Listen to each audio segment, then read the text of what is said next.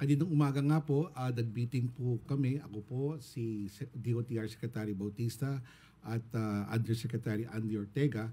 At in-update po natin ang ating Pangulo sa status ng ating license cards at ating mga motor vehicle license plates. No? Pinakita natin sa ating Pangulo na as far as the supply is concerned ng driver's license cards, dire-diretso tayo hanggang end of the year. No? We have sufficient driver's license card to support the demand for until end of the year. No? Humigit kumulang mga 9.7 million cards ang na-bid out na po yan ng ating DOTR at LTO, so that there is no reason why we will not have enough cards for the entire year. No? Dahil nga dito, by July 1 of this year, dapat wala na pong backlog. And we can see that on track po tayo dyan. Yung mga nag-expire po ng April 30, nagre-renew na po nila yung kanilang mga cards. No? Pati yung mga last year, tuloy-tuloy po ang kanilang pagre-renew ng cards. No? Yung May 1 to May 30 naman, yung mga last quarter of last year, no? We encourage them na pumunta na po sa inyong LTO at kunin nyo na po. Kung meron na kayong paper license, pwede nyo na kukunin yung inyong plastic card. No? At yung mga hindi pa nag-renew, you have until May 31 to renew your licenses. Pagdating po ng Hunyo, ito na po yung first quarter of this year. No?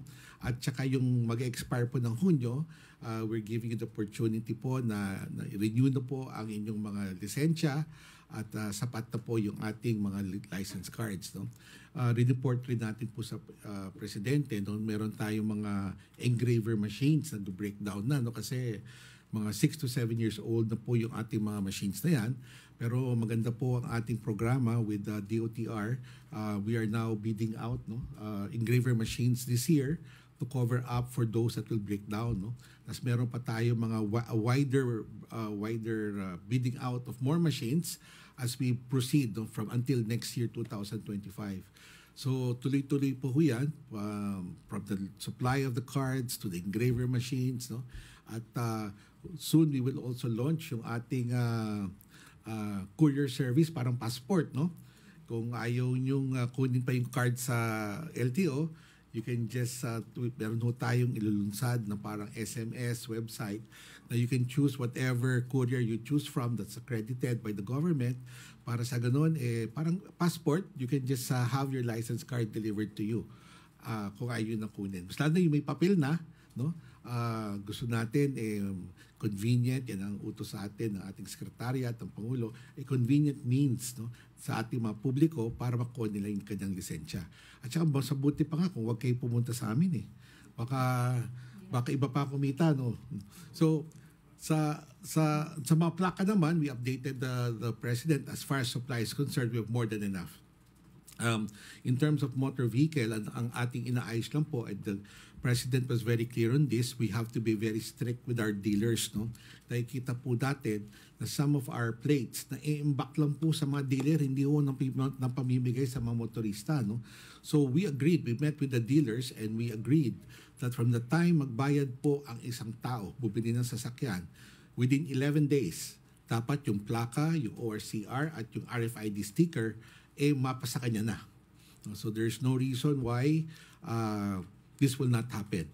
And to this effect, today we issued around over 100 show cause orders to dealers, no, to explain bakit hindi nila nabigay yung mga plaka sa ating mga motorista. And we will continue to discipline our ranks. No? Kasama rin yung mga LTO na who will not comply with the 5-day requirement. Ang amin na commitment sa ating mga dealer, pag-submit nyo sa amin ng mga dokumento nyo, within 5 days, kailangan ilabas po namin yung plaka, ORCR at RFID.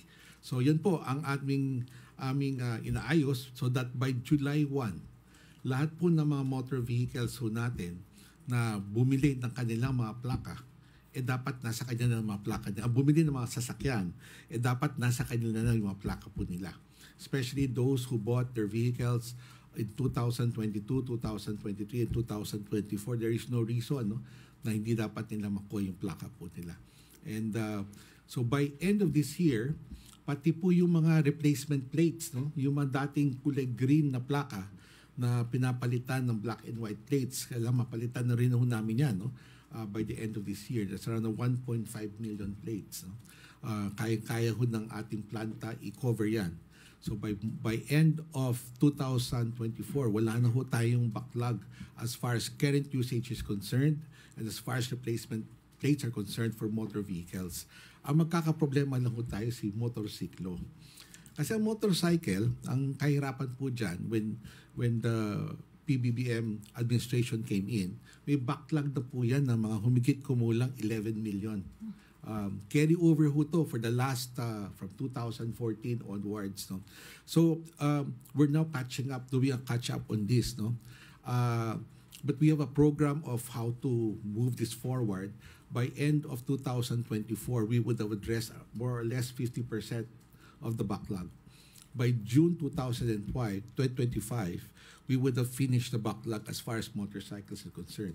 Ang kagandahan dito, side by side with addressing the backlog, we are addressing the current demand.